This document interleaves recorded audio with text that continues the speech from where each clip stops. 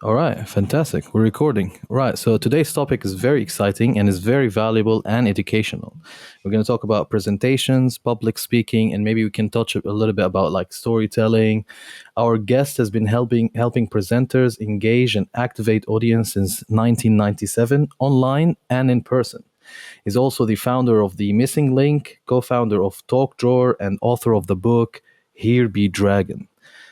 Please welcome our guest, Richard Mulholland. Did I pronounce your last name correctly? You did, Tarek. Thanks so much. I think you'd be better at my surname than I would perhaps be at yours. It's Ganame? Ganame. Ganame. Yeah, yeah, absolutely. There Yeah, we nailed go. it. Nailed it. Here you go. So just we're going to talk about some topics about around the matter at hand. We're going to talk about like maybe possibly do's and don'ts of presentation and public speakings. Verbal articulations and body language. If there's any myth or like recommendations, stuff like that. Presentation, how effective it is in sales. How we can do like efficient meetings. And I've been enjoying your content about playback speed, the twice the time or stuff like this. I would like to talk to you about that. Yeah, and typical presentation and public speaking stuff, so we can get some knowledge and learn from you and your experience. We've been doing this for a long time. So if I can hand off the mic to you, and if you can just tell us, how did you end up doing what you're doing now? It was a happy accident. Now, one of the myths I believe that there is that you do what you love. I started a presentation company because I did what I hated. I was involved in rock and roll in the off seasons. I was frustrated we didn't have work, so I started focusing on corporate. I was a lighting designer, so I was doing lighting for big conferences. I was like 20, 22 years old. And what I found is it didn't matter how good the lighting was. If the presentations were shit, it was shit. And if the presentations were good, it didn't matter what I gave, it was good. And I realized I was solving the wrong problem. So I started Missing Link when I was 22, not because I loved presentations, but because I hated them. And I thought, if I hate it, there's an opportunity to fix something. I believe entrepreneurs, we fix a problem or we fill a gap. 100%. And I went out there just trying to solve the riddle that is effective presentations. Okay, and where did you find the gap in that? What's sparked your attention to this? You were like, okay, these people are doing it wrong. This is, I think, how they should do it. Right. So I started off, as I mentioned, I was a staging technician. So one of the things Yeah. staging technicians have to do is they have to sit in the back of really, really boring conference rooms day in, day out.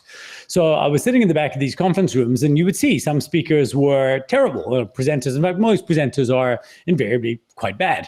And presentations were boring, and the audience wasn't interested. And then on the flip side, every now and then somebody would come up and, we would be at the back talking rubbish, reading magazines or whatever it was at the time. I had a little Mac 180C that I was playing around on. And some speakers would come onto the stage, and it'd be so compelling that for 1 minute, you kind of look up from your screen thinking, well, I'll give this person a few minutes of attention. And then 45 minutes later, you realize like your computer's gone to sleep and you've been sucked in. And I thought, wow, like this, some people have this tractor beam for attention. Gravitas, I think they call it. Yeah, they're just, sorry?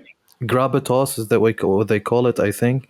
Gravitas is authority, but you can have gravitas, but you may not have that charisma that you're able to draw in an audience and keep them curious and hanging on. And so I started sitting in the back thinking, well, why is this person better than this person? What are they doing? What are the differences? And at the beginning, when I started the business, like almost anybody, I had no idea what I was doing. In fact, the advice I probably gave when we started was almost certainly embarrassing by today's standards. But it didn't really matter because the bar was so low. If I could get somebody from a 3 to a 4, that was still progress. Now we want to get them to an 8 or a 9. But at that stage, trying to just make their presentations a little more effective. And the key was realizing that it wasn't a presentation sell. It was a look smart in front of the other humans sell. You see, people pay for presentation support not because part of it is because they want to do a good job, but most of it is that they don't want to look like an idiot. They want to suck in public. Like nobody wants to make a fool of themselves in front of everybody else. And so we lent into that we're going to help make sure that you are, in a sea of bad presentations, you're the one that everyone thinks is great. I see, I see. And so it seems like it was a process of like observing, learning, probably writing down notes of what's working, what's not, and then relaying that into reality type of thing. Yeah, totally. And that's a practice that I still do today. In fact, on our Story to Stage speaking call tomorrow, we're doing a talk teardown of somebody else's talk. And every week at Missing Link, we do a talk. Well, now every second week, we do a talk teardown. So we look at a talk, we make notes. And I always watch a talk with kind of two hats on. Hat number one is I want to learn from the speaker, but I want to learn from the speaker as a person, just learning from their content, but I also want to see, hey, what techniques are they using? So I watch every TED talk that I ever watch under the guise that that person has hired me to give them feedback. And I recommend this for everyone. Next time you're watching a talk, all I want you to do is watch the talk and pretend that the speaker has asked you to give them presentation feedback. What won them over? What do you remember most from their talk? What would you like to use in the next presentation you're giving? And things like this. And so we look at and review talks after talks after talks. So 25 years in, I'm still learning this way on a regular basis, watching lots of talks, lots of material, and just trying to figure out and to make it just every day a little bit better. Absolutely, because I think it always evolves because human cycle always evolves. Our attention span is different than before, and all of that. And I'm pretty sure, like in your business, you need to kind of keep on observing and learning, and to see what the trends are. Are some sentences that used to work maybe before now a little bit too lengthy or something like that? Do you find stuff like that right now, or does it really matter? Everything No, works I the same. think so. There are zeitgeists. There's content that people want. There's types of things, but the fundamentals of public speaking haven't changed since Aristotle was doing it. How Wow. to command human attention. In fact, it was harder then because they had no visual aids and they would speak for hours, and they Okay. would just be out there and they would be speaking. So actually, when I look at, for example, one of my heroes is Cicero, Marcus Tullius Cicero, and when I look at Cicero's narrative structures and how he would go about tackling and building a great oration, it's actually not far removed from what I would suggest to people to do today. And in fact, other than the memorization, which we don't really have to do in today's day and age, other than that, I would, think that his format is still every bit as relevant. However, what can you say at a given time? What will win an audience over? Where it is the challenge for a presenter or a speaker is not to present new information, is to present ideas that probably existed before in a contextually relevant way now for the world we're living in. So a lot of speakers that we work with, they go through this challenge where they think, oh, but I don't have this new brilliant idea. But you don't have to. You just have to take an old idea and present it today. So if you look at Mark, I think it's Mark Manson's Subtle Arts of Not Giving a Fuck book. And that book is still a bestseller. It's still on the top of the bestseller list in every airport you walk through. And yet, that book was, 25 years ago was called by somebody else, Don't Sweat the Small Stuff. I mean, that was the book. I'm not taking anything away from Mark here. I'm saying that what he did is he changed the language. He made it, cheeky and relevant for today's audience. And by doing that and contextualizing it and bringing it into our awareness now, that's the challenge for thinkers and thought leaders. How can I contextualize and synthesize old information in a way that's relevant today? I see. Makes sense. And actually, what makes sense even more is when you said that when you listen to the next speaker, even for like the average audience, if they can put on their kind of like critic hats and try to critique the presenter, I think that works because, for example, from my background in tech startups, even when I look at other tech companies or tech apps and stuff, sometimes I put my critique hat to kind of like not to bring down their app or their software or whatever it is, but just so I can learn. Okay, there's a gap here. Let me see if I have this gap. There's a gap here. Let me see if I have this gap. Also, I do some audio engineering as well, recording. So same thing. When you're in that mind frame, anytime you listen to a song, you're like, okay, the snare is too loud, the bass is too loud, all of that stuff. So it's very interesting, and I've never thought about that before. That whenever you hear someone that you feel that you're kind of always paying attention to they're saying, sit down and be like, okay, what do I like about what they say? What gaps I think they're making? Where did they lose me? What stuff like that. I think that's very powerful and very practical. And just Yeah, the frame that they've paid you to give them advice. So you're not trying to be a critic for the sake of being a critic. In your mind, what can I tell them that would be constructive? yeah. So, and just that, I want to go back to them with something. So I'm always looking and I'm watching with a critical eye. I thought this that you did was excellent. Do more of this. It's not just about this is what I didn't like. And of course, just by learning that feedback, every time I write a bit of advice for them, it's actually me that's taking the advice because I'm not sharing it with the speaker, but I'm learning it myself. Yeah, absolutely. And this is what it is. Kind of like seeing what's happening outside, learning from it is from what it is, reiterating and applying it to whatever you're doing, basically. I want to move on to the stuff that you do. For example, if you can explain what Missing Link is. So Missing Link is essentially a presentation business. We want to help humans deliver better presentations. We want to solve the problem of unactivated audiences. When you're standing in front of an audience and you want them, you know that what you have to say can change their lives, yet you see these bored faces staring back at you. We want to make sure that never happens again. So we work with presenters and businesses, and first we work on their content. So I believe that you write a good talk before you design it, before you deliver it. So we work on the narrative structure, and we've got a very, very specific action framework for presentations and talks that we suggest people go with. And we create that talk in such a way that it's designed to hook an audience. Then we work on the visual components, what slides and things can be behind the speaker to make sure that they're really, really, holding the audience's attention, but also adding value to the speaker, not competing with them. And finally, we work with presenters to make sure that when they're actually delivering, they've grabbed the audience by the throat and dragged them to the end. So our job is 90% of our work will either be in the strategy or the coaching side. But historically, we'd been a studio as well. So we did a lot of slide design work. We still do that for select clients, but it's few and far between now. It's not the work we want to be doing on a day-to-day basis. I see. So do you work in the copyright business? No. What do you mean? No. As like you don't provide, like you don't teach people how to do copyrights for their businesses or stuff like that. It's mainly verbal speaking. Yeah, I don't know what you mean, but do you mean like illegal copyright or do you mean copywriting? No. I mean marketing copyright is what I'm talking about. No. So we don't do any marketing. Copywriting, that's a whole other skill. We are very, very specific in one human speaking to many humans in public when you're doing a presentation. Or, of course, it could be on video or online. But the act of live presentation, that's very, very specifically us. We stay in our lane. Fantastic. I love niche businesses because they're very specific at what they do and they're expert at what they do. Keep learning more about it. So what about Talk Drawer? When I follow your content, I've always known about Missing Link. I've never heard of Talk Drawer before. So what's going on with that? So Talk Drawer is actually now referred to as Atomic Talks. And while Talk Drawer was a business for a few years, we actually decided that we didn't want to have competitive brands, especially in the same space.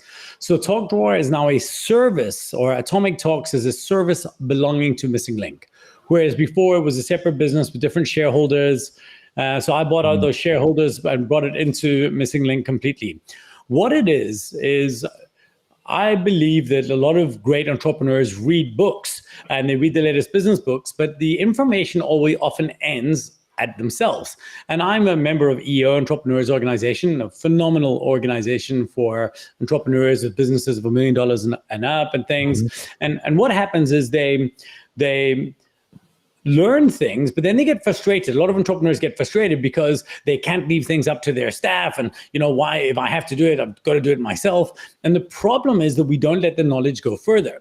So I wanted to create a system where once you've read a book, you could just download a talk, a 10-minute version of the most important bits of that book and present it to your team. Now, you could just send them a video, but then the authority belongs to the video. Whereas as a business leader, if you're standing presenting to your team and saying, I read this book this weekend, I want to share with you the core ideas of it, and then make it relevant to your business, then you're the authority figure and you own the knowledge in their mind. And so what TalkRoar has done, and now Atomic Talks, is we've created, I think there are 30 talks based on 30 books that we have built up there, and then people can just download them for free and go and present them to their team. Makes sense. And I've also read about your book, Here Be Dragons. Is it also related to public speaking? So I've written 3 books: Legicide, Here Be Dragons, and Boredom Slayers. Boredom Slayer is the second book, and that's definitely the one that's most directly specific to presentation and public speaking. That is a professional speaker's guide to presenting like a pro. That's the tagline. The second one. The second one. Here Be Dragons is around, a big part of our presentation work is sales presentations. So salespeople have to stand, they've got to present, they've got to win work, run effective sales meetings and pitches. And a lot of people talk about the storytelling component. Where does storytelling come into it? This is an idea we go to war with because most people don't care about your story. In a business setting, they don't care about the story of the supplier other than to know that they're credible. What you have to do is not tell somebody your story, but sell them a new version of their own story in which you play a part. So Here Be Dragons is a book about story selling. The idea that you have to sell somebody this new story in which they need you. And if you can do that story effectively, you win. So that book is, and when I say it's around sales, I do buy into Dan Pink's idea that to sell is human. All human interaction is sales. We're selling an idea, we're selling a concept. 100%. And so I wanted to write a book that would help people be more persuasive. I mean, for me, storytelling, to be honest with you, this is a skill that I'm trying to learn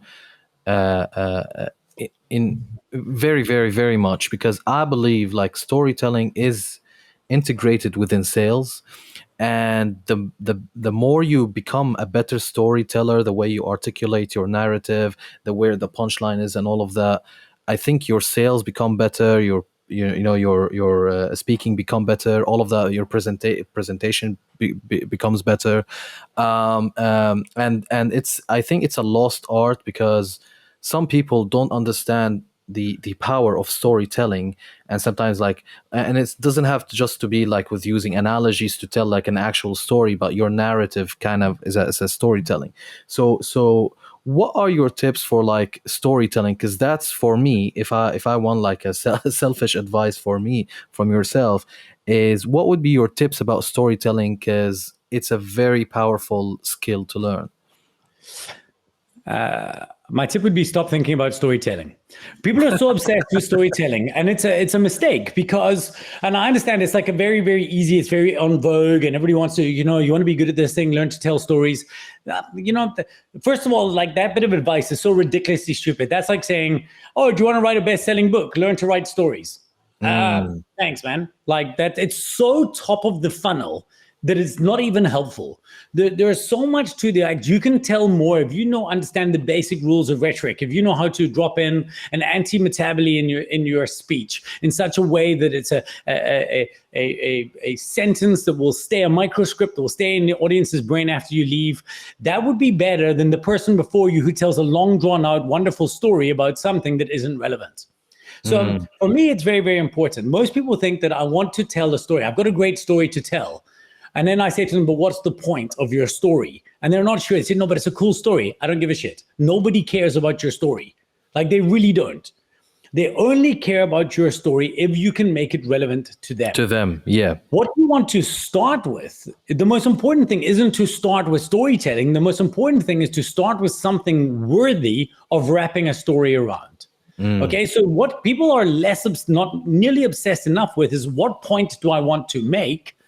And once you know what point you want to make, then you can think about, how do I wrap, what story can I tell that will help back this up? And actually, usually that's just a byproduct of research. So the story might just be a really, really interesting thing you found out about General Motors in 1920 that did this one thing, that they thought they were going to get this, but instead they got that. Whereas if you just go into storytelling and you learn the arc of there was a hero and he was called to action and you did this, and you're starting from the wrong point.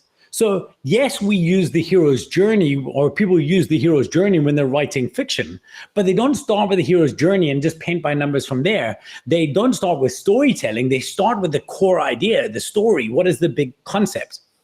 And in the business context, we talk about the peanut butter. So did you grow up with pets? Yeah, cats, yeah. Okay, so we got cats but we got 2 dogs as well. We got 4 cats, 2 dogs. Now, if my dog is sick and I want to give it a medicine, if I try to give my dog a pill, it just won't take it. Yeah. Like it'll just spit it out or leave it. So what we do is you would take a blob of peanut butter and I'd give him a bit of peanut butter and he loves it. And then I'd take another blob and I'd put the pill inside the peanut butter. I don't know if that's the same thing you guys do. And then you put the peanut butter on the floor, the dog jumps up, eats the peanut butter, and the pill has gone down. The job of a story is to be the peanut butter wrapped around the pill.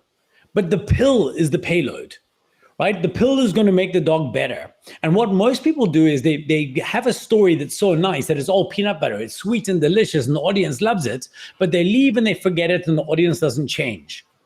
On the flip side, if you just try and give data, hard numbers, hard facts, then you're just delivering the pill and it's too bitter for your audience to swallow. Yeah. But if you can wrap that pill in some peanut butter, drop an idea, and then say, let me explain this to you. So years ago, I had this dog, blah, blah, blah, blah, I wouldn't take medicine. Then you have now created a delivery mechanism, a horse of Troy to get that insight. So that's when stories are important. But you don't start with the story. You don't start with the peanut butter. You start with this. Yeah, makes sense. So for example, this can apply to business, can apply to politics, can apply to general public speaking. So if somebody's talking about, let's say, economy, and they're doing a public speak about let's say a room filled with, like, let's say, real estate enthusiasts and all of that, and they want to give a presentation about that. What you're saying is that they shouldn't just focus on the actual art of story, but they need to make, like, they need to get the point they're trying to make. Let's say, for example, buying is good or selling is good now, whatever it is. They need to make a story around that concept. Is what you're saying? Is it like that? Yeah, but I also don't have to have the story doesn't have to be once upon a time. The story just could be good information, well presented. Exactly. That will back up your point. So we were talking on the top of the show, you were talking about the video I just did on the 2x, listening at 2x speed. Yeah. Okay. So is there a loss when you listen to something? I'm sure some of your listeners now are listening at 2x speed. The question is there a loss? Now, the story I might tell you was researchers actually brought in 321 students. They sat them down and they had them listen to different audio at different speeds. And they were trying to gauge, is there 1.5, 2, 2.5, was there a loss in cognition? And then what they would do is they asked them some questions immediately after, and then they asked them those questions a week later. And they wanted to see if there was a difference. And it turns out that there was no difference at 1.5 or 2x. There was only a difference at 2.5x. Then people started losing some information. So they felt that the sweet spot was around that 2 times speed. And the reason is because we actually internally vocalize faster than we speak.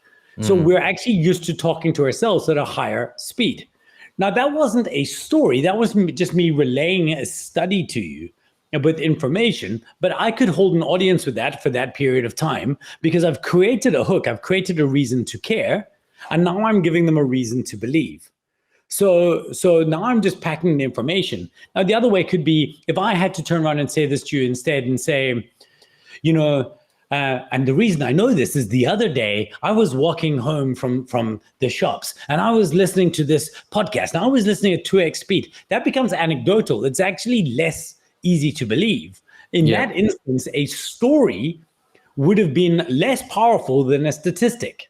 But, we've got to try and get the right value between the two of them. So, where do you bring the one in? So if I was an economist speaking to real estate people, I might just give them interesting counter-narrative or counterintuitive points of view, and then back that up with a study.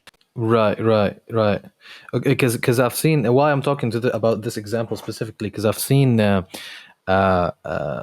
example last week, a guy about economics is talking about real estate, and the way they went about it is that they started with them. They were like, right now you're doing this, you're paying this, you're doing that, and you live in this, right. And the prices are going up or going down, whatever it is. Right. So this is going to impact you 1, 2, 3. How about 1, 2, 3, 4? Everybody start being silent and like, well, you know what I mean? And I thought like, I thought this type of kind of, I'm not sure if you can call it passive engaging, where you can kind of like you're talking to the audience, you're giving them the core point, and you're narrating it in a way that is more presentable. And I was really fascinated by the way they performed this. So, and I think what you were saying kind of matches that presentation, because while we're talking, I'm remembering how they're talking about that. Started there at the beginning. From what you just described, they started. So we believe you have to start with giving your audience a reason to care. So by painting a picture of what's happening, what their reality is, if they can get the audience to sit and think, that does make sense, and then they can say, but what if we added A, B, C, D? And then they're thinking, oh, okay, I'm listening. I'm interested to hear about this. Then you give them a little bit of a reason to believe why they should trust you, and then you tell them what they need to know, and then finally you tell them what they need to do. And this is what we're talking about when we're talking about storytelling. We're not talking about like actual stories, but this is kind of what you're describing. I just don't see that as storytelling. I see that as presentation. I think That's storytelling is storytelling. I think we're over glorifying this idea of storytelling, because that's not storytelling. Storytelling is once upon a time, happily ever after. The stories form part of effective presentations. They're not effective presentations. I think we should spend as much time crafting great rhetorical phrases as we do stories, because some people are better at telling stories than others. So I think when we get into, I think storytelling is a buzzword, but that isn't storytelling. That is presenting. That's presenting. When in certain points in their presentation, they may have told an anecdote or a story to make it a little bit more emotionally connected. And that is storytelling. Gotcha. I think I think it's very interesting that we're kind of like digging deep into this and trying to like kind of make the differences between the, different, as you said, buzzwords or whatever. Because that was kind of a confusion of mine, and now you clarified that. I mean, there is like presentation, storytelling, all of that stuff. But when it comes to presentation and public speaking, it's becoming a theme on our podcast to ask the do's and don'ts and the cons and pros and stuff like that, because they're a little bit more practical, a little bit more analytical, and maybe it's the engineering background of mine, but I like to have like kind of like an analytical thing to look at. What would you say is the do's and don'ts of public speaking or presentation in general? You're out there, you've got an audience, whatever it is, could be a meeting, could be anything. What is the thing that are like, don't do that, and the it's better if you do this? I mean, that's a very, very broad question. Do you have any areas around presenting or public speaking you'd like me to start at? Yeah, I think because of most of my audience are in business, I'm imagining people going into conference rooms or on like a conference call, let's say like this, but let's say with 40 people, and they want to deliver a message.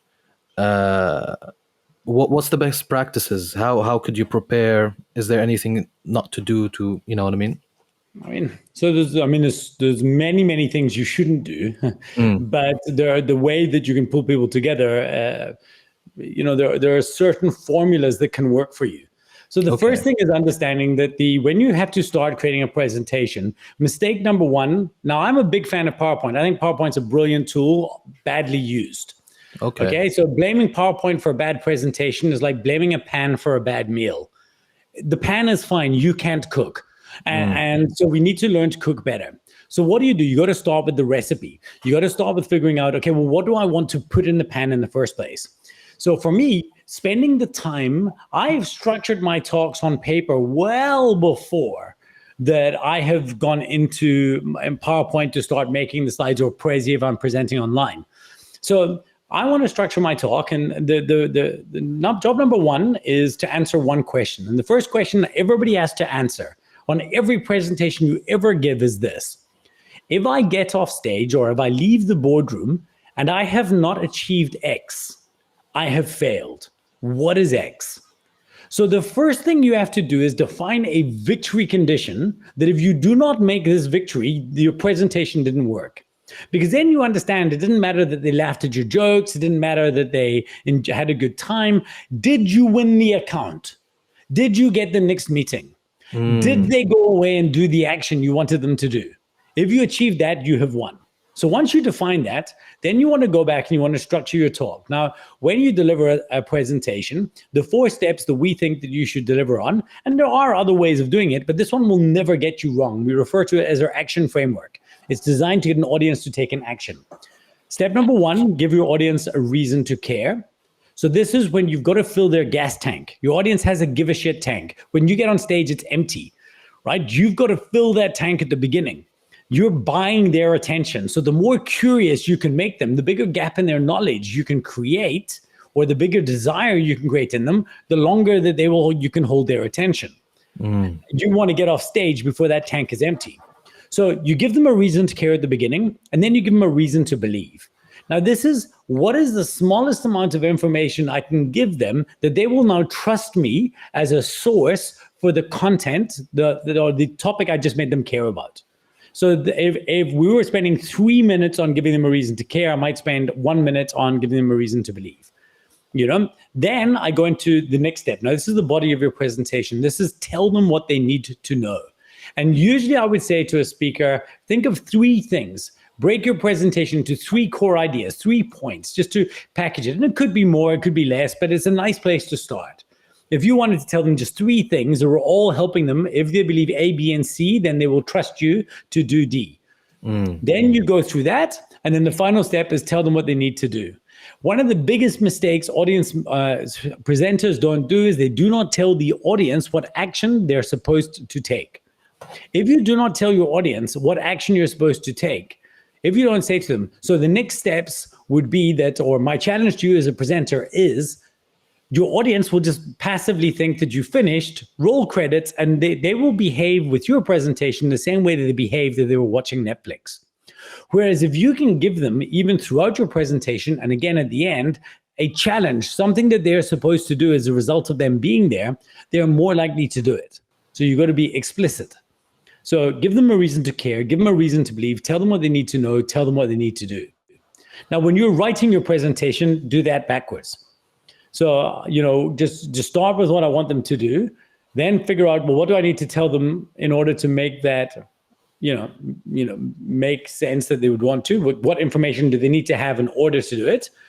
Why should they care about this in the first place? And why should they trust me? Oh, fantastic. And that's how I build a presentation. Then once I have that, then I get into my slides and then I work on my delivery. The going backward thing is phenomenal, because the moment you said it, I was like, oh yes, obviously this is easier to figure out. Because for example, after this goal, I need to present like a new feature to the team. So obviously I need to tell them what they need to do. We need to do 1, 2, 3 to achieve 1, 2, 3 and all of that stuff. Obviously, because the actual core of what we're going to talk about is this, the call to action, like this is what we need to do. This is easier for me to think about, and then I can build up the 3 other points on top of that. That's very fantastic and practical.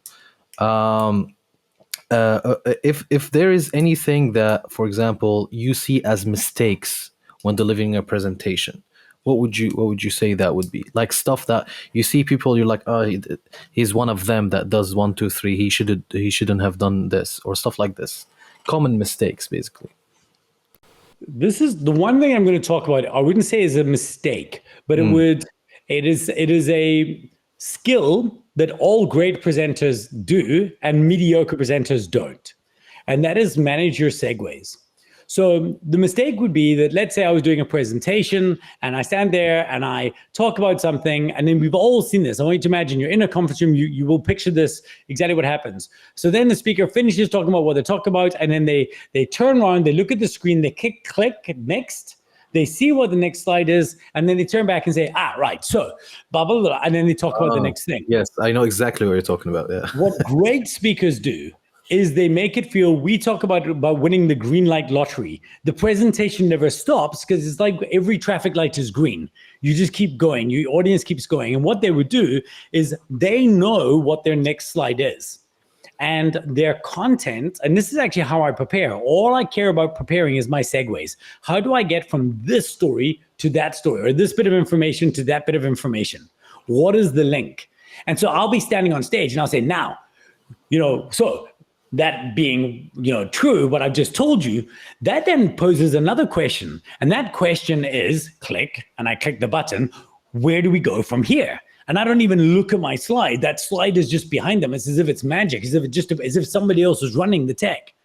And I know I look out to see, you can see the flicker in the projector, or you can feel the lighting changed. And because I always make sure, the top tip for any presenter is you have to know your next slide. You have to be able to see what your next slide is. It's the only thing I care about. Is in my tech writer, it is, I will not go on stage if I cannot see my next slide. That's it. Because if you've presented at a conference, most comfort monitors show you your current slide. That is completely useless to me as a speaker. I'm perfectly happy if to refer to my current slide this way and talk about it. What I need to know is, where am I going next? So I know what transition to make. And that is if it was one thing that I could fix for anybody that would instantly upgrade their presentation, it would be changing their relationship with their segues.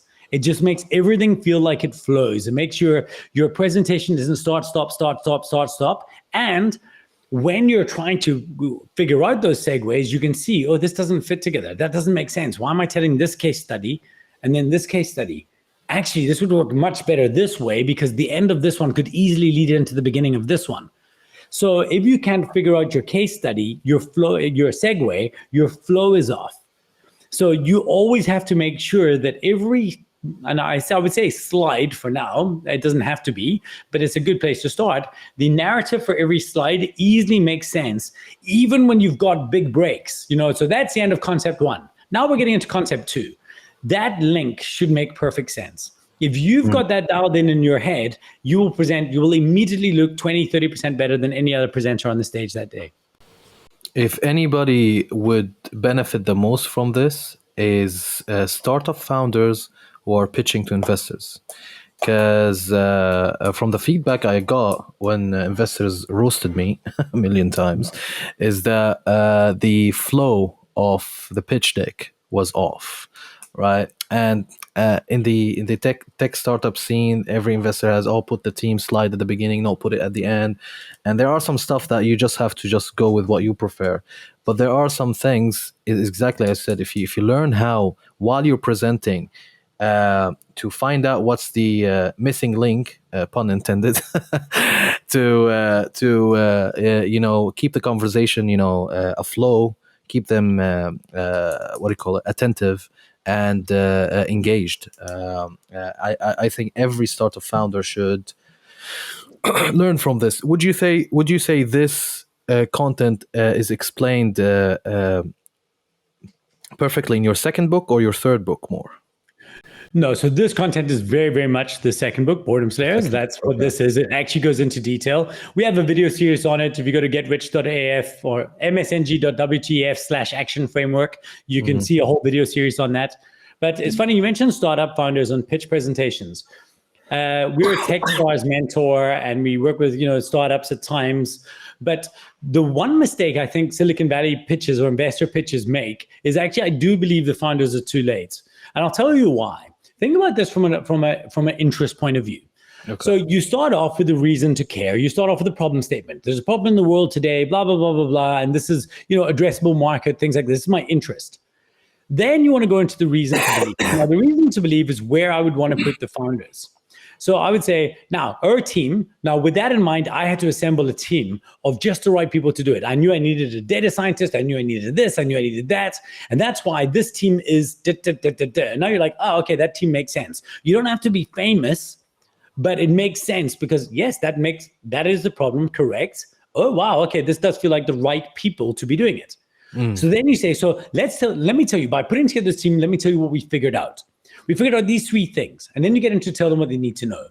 Now, what happens on most Silicon Valley pitches, that's now peak interest. Now you're giving me data. I'm like, yeah, man, that sounds good. And then you get into the most boring content.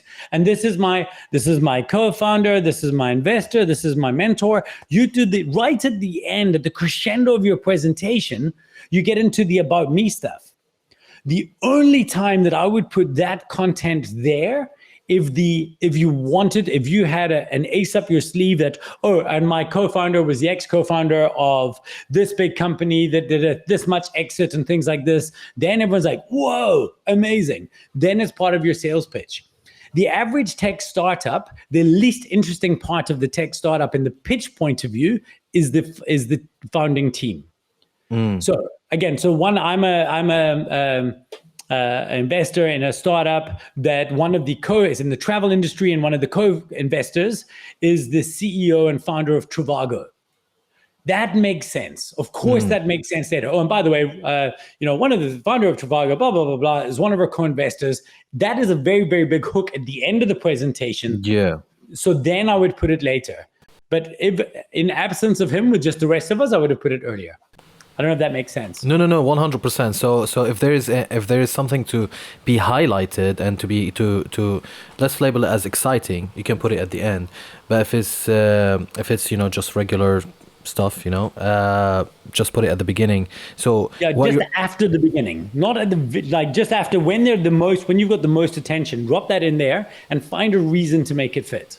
I see. Okay, that explains it way better. Okay, so you've already gained attention traction, and then you drop that part, and then obviously you carry it, because now they've got your attention. They're not distracted and all of that stuff. Yeah, you should be able to answer the question. You should be able to answer the question for yourself, that based on this problem that I've just highlighted to you, it would make you think, what kind of team would you want to put together? And I was obsessed with this as the founder. I knew I needed this. That's why I'm very, very excited to introduce your team today. We have this person, this person, this person with this much experience, blah, blah, blah, and this person. And our advisors are blah, blah, blah, blah, blah, and they really, really helped us here. Now, this team, when we work together, what did we learn, and what's going to be our unfair advantage? And that's when I'd get into the content, and then I'd get into the call to action. Yeah. No, I can see the flow, and it makes total sense. You put the problem, the solution, you're founding, the industry, all of that, and your answer would be to the question of, based on this information, this is the right team because this guy is 1, 2, 3, I am 1, 2, 3, this guy is 1, 2, 3, and you can see that this is what needed for the stuff that we just talked about. That's all the investor, unless you're famous, all the investor can say is, does this feel like the right team? Now, assuming that they've not run your particular business problem before, they just want to know that this feels intuitively correct, that this feels like a team that could do what you've told them you're setting out to do. And so you can telegraph that with a good segue from the end of giving them a reason to care. Right. Yeah, I think I need to switch the slides in my pitch deck. Just do some adjustments. Very, very, very perfect advice there. Do you believe that there are some words, phrases, sentences, body language stuff that would enhance your presentation and all of that, or do you think that's a myth? I've heard, saying, like, for example, you hear stuff online. You hear, like, if you keep your hands, your palm of hands, facing the crowd and all of that stuff, body language stuff, or if you say phrases, or if you articulate it, you pause at certain points and stuff, it makes the presentation more powerful. Is this a myth, or is some of it true, or is it all true? It's not a myth, right? So certainly good phrasing, good body language, and things like that will make a difference in your presentation. What is a myth is called the Moravian myth. And that is this idea that 70% of what people remember is your body language, 10%, is what they saw on the screen or something, and 5% is what you actually said. This is a complete lie. It's ridiculous. Even Moravian himself said, guys, you're taking this out of context. That's not what I said. He did a test with 10 women, and he got them to say the word fine. Okay, so how are you feeling? Fine. Yeah. Fine. And they're saying that in absence of context, Your body language, fine. Or your tone of voice, I'm fine. No, I'm fine. I'm fine. Just leave it. That if I said, no, I'm fine, you can just leave it. That's one thing. No, I'm fine, just leave it. So in the same phrase, the word wasn't important. Fine didn't give me the information. I got my information from the other things. What people have taken to say now is that, oh, your body language is very, very important. Your tone of voice is very important. And what you say isn't. What you say is fundamentally important. Otherwise, you could watch foreign movies without the subtitles on. Right? You could, because you wouldn't, I can see the body language. Of course, you need the information. So, but, I think you've seen me throughout, like I use my hands when I speak. And in fact, presenting online, I have to do it. If I was live, I could never do this the same way because I would look like a Tyrannosaurus Rex. Yeah. So when I'm presenting online to you, I have to use my hands this way. So you get different kinds of gestures. You can get like baton gestures, which are, like, so I then had this, and you're directing traffic, things like that. Actually, I don't want to go into it. I don't want you to overthink it, but absolutely do have some gestures. You want to, like, people don't like being pointed at. They don't want to be closed up. You want to try to be open, and you want to be expressive. But also, for example, like when I'm presenting, I will pace if I was telling a story, I would pace a little bit. I'd be like, okay, so this happened to me and this happened, blah, blah, blah, blah. And I'm moving around. And then I'd say, so what is the core message? And then I plant myself on the stage. The message is this. When you do this, you should not do that. So I train my audience when I'm moving, I'm sharing or I'm building. And when I pause, I'm making a point. So they start to learn, okay, he's paused now. And you wait, say, that, my friends, is the most important thing. And the other thing, of course, is you want to manage the emotional altitude of your audience. You don't want to just be like this the whole time, ladies and gentlemen, this is amazing, blah, blah, blah, blah. Or you don't want to just be this, feel-good speaker the whole time. You want to change your voice and go through and modulate because it helps keep your audience interested. So you do have to do these things, and they will certainly be important later. But first, work on getting your narrative correct, then work on those small little things. I would say worry more about the don'ts. So take out the filler words. Don't, both hands in your pocket, or, don't hide behind the lectern. The don'ts are a nice place to start. And then over time, practicing in public, start focusing on small little do's one at a time. Now, I want to learn I believe that everybody should read their slides. That's counterintuitive, definitely counter-narrative. But if you don't want somebody to read it, why the heck is it written there? And if they're not, if you're not reading it with them, when are they supposed to read it? Must they zone you out, or are you expecting them to be able to read a book and watch a movie at the same time? That's very powerful. Yeah. Whereas if you just bring up a new bit of content and it's on the screen, and then you turn around and you read it with them straight away, and then you turn back to them, there's nothing left for them to do. The key is not to have too much text on a slide to read. But if you're putting words on the screen, they are going, the instant you put on the text, they are stopping listening to you and starting reading the new information. You know that, so read it with them and then turn back. And then you've got their attention again. So our second co-founder is Mike Smith, the ex-VP from this company. Why I was so excited about Mike was then they read it with you, and now you're giving them context. And you're saying, but there was one more gap left. That gap was, of course, Susie Vermont from such and such, read through her thing. Now, you can see that this team we put together can really, really tackle the problem. So how are we going to do it? Well, and then I will get into the next bit.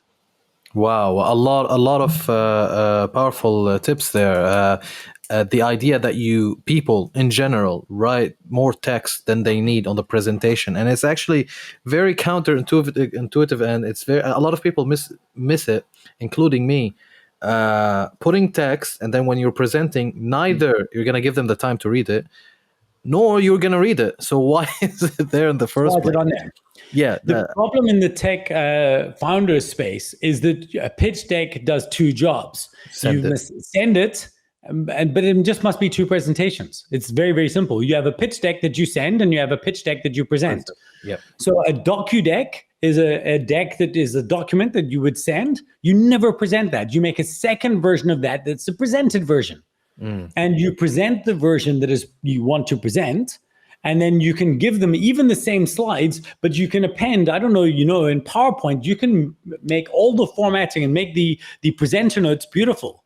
So you can give them a thing that has a slide at the top of the screen and then what you were saying below, so they can kind of see the slide and then read the content later. That way you can deliver a very effective presentation and they have a very effective pitch deck to work through later. Wow, very interesting. So in meetings, I know that we spoke about like meetings and what's the do's and don'ts when you're presenting meeting and stuff. How do you think we can make meetings more efficient? Because I do like sometimes attend some meetings and I find like a lot of context is lost and we could have made this a 20 minutes meeting than a 45-minute meetings. But then when I review the, like, let's say if it was recorded and stuff, I do find like the information is needed, but the meeting is a little bit bloated. What happened there? What do you think happened there to make meetings so long or so inefficient? Well, the first thing is the duration. Make the meeting shorter. If you want to make a meeting more efficient, make it shorter. It's amazing. You can have a 1-hour meeting with a customer. So years ago, I realized that I had to protect my diary and people wanted to meet with me. And the default time for a meeting is an hour. So if somebody wanted to have a meeting, they would say, hey, let's meet for an hour.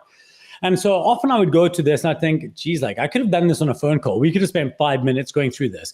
But I'm there, they've served tea and coffee, we end up chatting, and for sure there's some relationship building there, but it's actually just a waste of an hour. So what I started doing, and my assistants would say, hey, you'd like to have a meeting with Richard? No problem at all. How long do you need? And they said, oh, I'd like to have an hour. He said, okay, cool. He's got an hour in 3.5 weeks time. He does have a half hour next week and the week after, or I can get you 15 minutes tomorrow. I cannot tell you how many people have said, oh, can you just give me the 15 minutes tomorrow? That'd be perfect.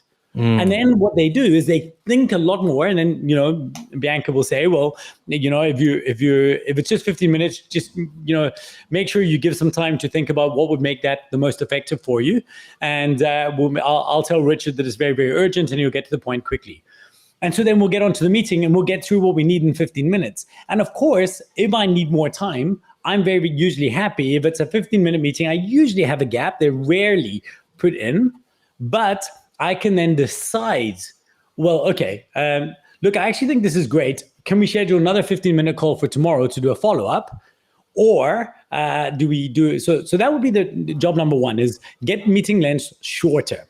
The second thing is take control, have a structure.